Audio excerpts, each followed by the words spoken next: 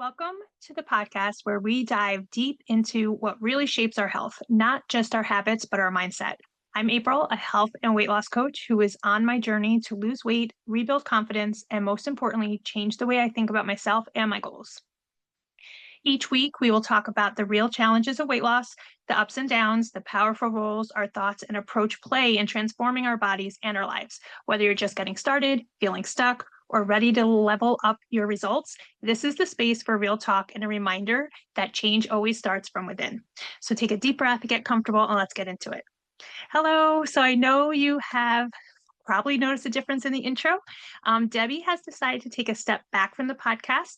She's posted a message in our Facebook page, so please go and check out that and give her all the support in her decision that she's made for herself.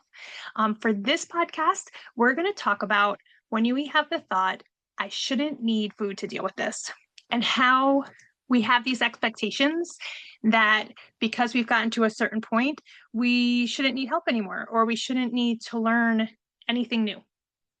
And it's a disappointment that we were okay and we were chugging along just fine, and all of a sudden something happened and now we're eating again.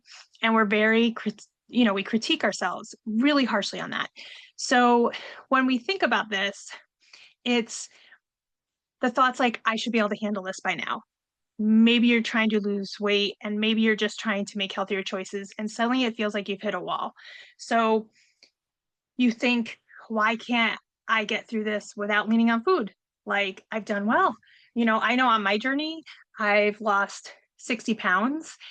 Well, I had lost 75 and I gained 15 or 20. And then I was frustrated with myself and I wasn't really understanding, why am I leaning on food now? Now, I know I've shared in the podcast previously how I've started therapy, and it's been very intense going back through some old traumas that I thought I had already worked through that evidently I hadn't completely worked through. And weight started to come on, and I started to cope with food more than I was previous. And it was very confusing to me. And I thought I had this. I don't understand. And then I was thinking about skills and phases that we go through, right? So the thing that came to my mind when I was thinking about it, if we think about when we learn to swim, say you're like 30 or 40 years old and you're like, I don't know how to swim. I want to learn how to swim. Okay. So you take classes, right? And you follow the instructor's instructions, and it takes some time, but it comes pretty quick, right? It's a little like, oh, I got this. And you get to class and you're like swimming and you're doing laps and you even start jumping off the diving board. You're feeling really good. And then you go into class the following week and the instructor's like, okay, we're going to go snorkel in the ocean today. Panic ensues, right?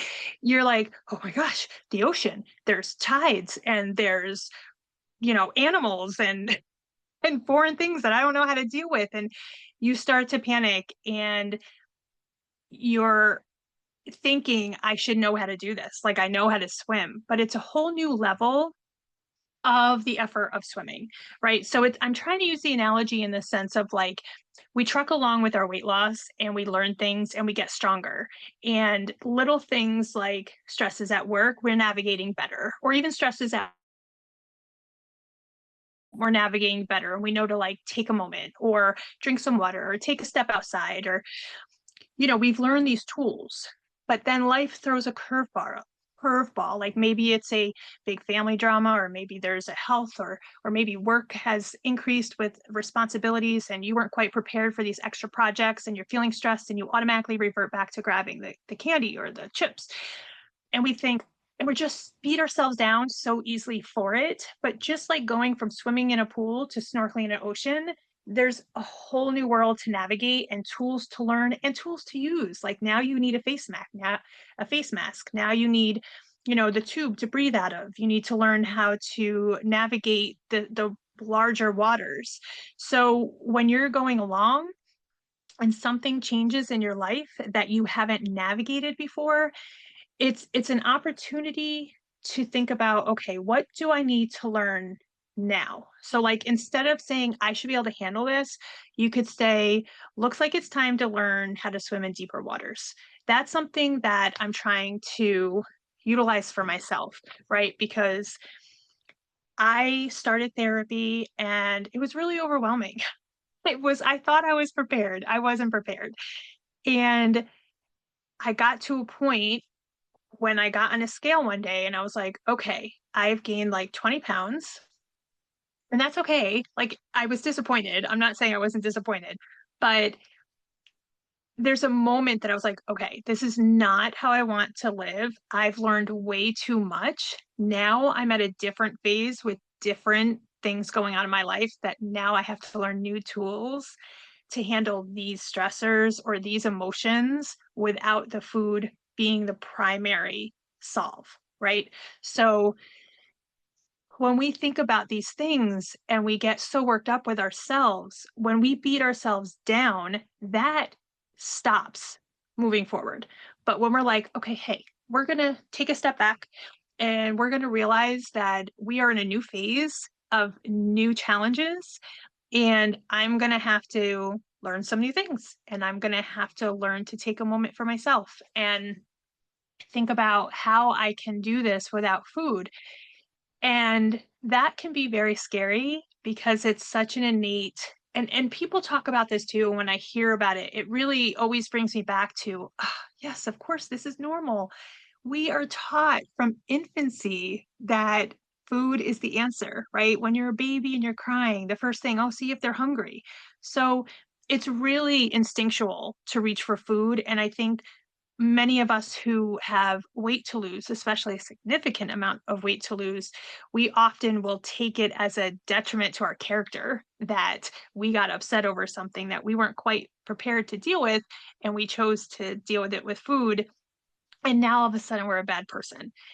And that's really where we want to take a step back and really understand that this is nothing to do with my character. This is a response my body is having. This is a habit that I have formed for multiple years. I don't know about each of you individually, but I am turning 50 this month. So at least for 40 plus years, my go to has been food.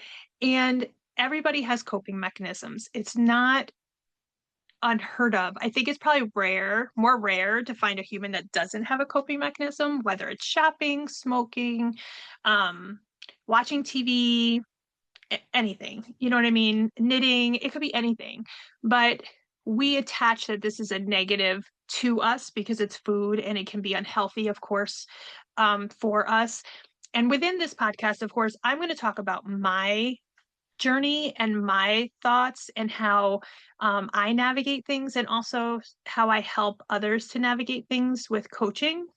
But I am not a licensed nutritionist or doctor, or anything like that. So I definitely want that to always be known.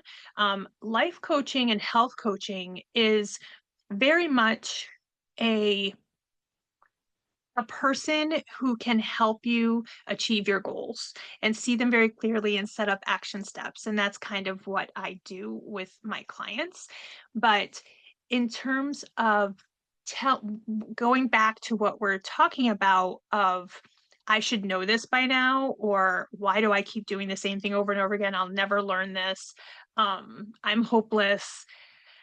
All of these thoughts that come in, it's kind of like you want to start parenting your brain, right? When you hear that, answer it. Do not let it just go on because it's innately going to make you feel horrible.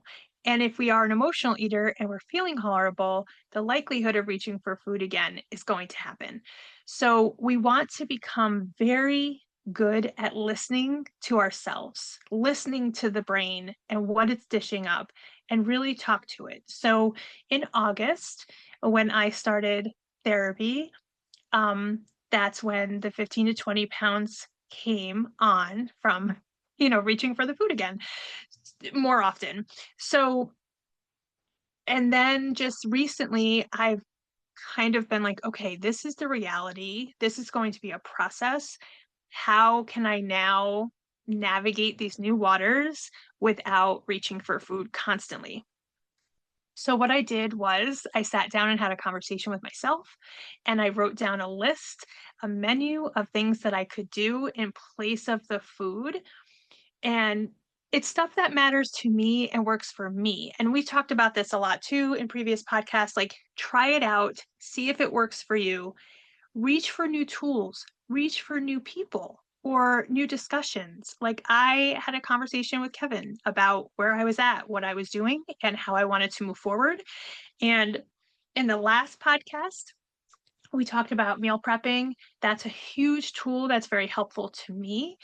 And we also talked that I was going to Florida for a vacation. That is different waters for me, right? That is out of the norm. I go there a couple times a year, but the Halloween extravaganza of the trip is always once a year. And so I thought about what I did last year, what went well, what I wanted to do differently. And I talked about that last week, and I did come back staying the same, which I was really happy with. Now, would I have been happy if I gained weight?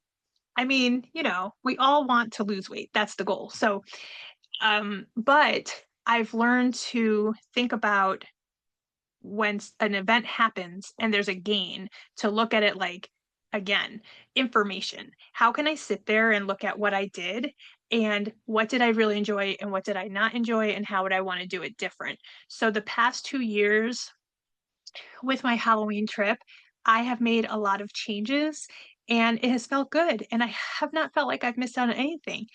But I've become more aware and I've talked to people that are in my circle. My husband is a very big supporter. I'm very lucky with that. And I know not everybody has a partner within their household that is either there or maybe they're not as supportive.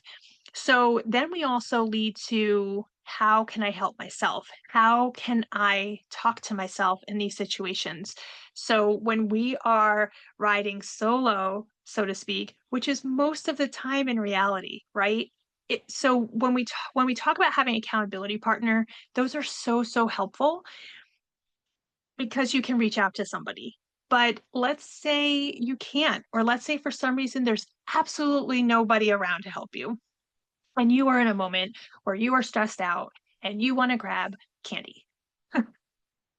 Those are the moments that you want to think about when you're by yourself and what you can do that feels good to you, that would be helpful to make a different choice that you would feel good about after the moment. So when I made my list of menu ideas, it was go to the bathroom, take a walk outside, drink water, make tea, make coffee, things that I can do for myself that I kind of already know I like to do and that are easy for me to do. So that helps each time. And really, each time that you don't follow through and you choose the food, you want to think about what was going on and what thoughts you had. But you also want to think about the moments that you didn't choose the food and you did choose to go to the bathroom or you did choose to take a walk or breathe or whatever works for you. You want to confirm to your brain, that's what I wanted to do. Whether you write it down or even take a moment and say it to yourself. There's a group of people that I have what we call the winning train. We text when we do something that we really felt like was a win for us. So you could do that. It's just reconfirming to yourself, like, that's what I want to do. That's what feels good to me. The candy bar doesn't feel good to me. Getting up to the bathroom and taking a break and stepping away and going back and drinking water instead, that's what feels good to me. So when these things happen and we have these tools in place again, and we're feeling good, and then life comes in with something that we don't know how to handle, again, it's about developing the relationship with yourself to catch onto it, right? So I started therapy in August. It's been a couple months, right? August, it's been like 3 months. 2, 3 months, I started to kind of key into what was going on in October. Like, okay, I do not want to continue this. And that's because the couple of years previous, I've worked so hard in developing the relationship with myself to hear these thoughts. It's when we don't acknowledge the thoughts that we really run into stagnant water, right? You're not moving, you're kind of stuck. But that is the moment to really stop and pause and have the conversation with yourself. I think we always look to other people to give us the answers. And I feel like it's always like the missing piece to the puzzle is always you. If something is not balancing the way you want it to in your life and in your journey, whether it's goals to lose weight, goals to read a book, goals to do art, whatever it might be, in goals for your job or whatever, if there's something that you're missing the mark on and it's not resonating well with you, you are that missing piece to that puzzle. It's not necessarily what the next person can tell you to do, what the next meal plan is, what the right macros are, anything like that. It's really you listening to you and you supporting yourself. And that's kind of my big message right now. So this podcast is going to be a little bit different moving forward, and I'm still navigating to figure out how it's all going to play out. So please bear with me. I really appreciate the people's support who encouraged me to continue on. Um, with the podcast on my own, it's very uncharted territory. So I am in a very big ocean that I am not used to, but I will figure it out, and I thank you in advance for your support and your patience. And anything again, I invite you 100%. Please post on the Facebook. Please send emails if you have questions or topics or anything like that. I will be continuing the podcast on a weekly trend, um, and figuring out there'll be some, I think what will happen is there'll be some of just me, and there might be surprise guests sometimes. I might have a conversation with somebody that we'll share with you. So we'll see how that all goes. But thank you for listening. I hope something was helpful in this for you. And if so, share that in the Facebook so we know what hit you or if you have a question on something. And as always, please wake up willing to do something that feels good to you. Have a great day. Bye.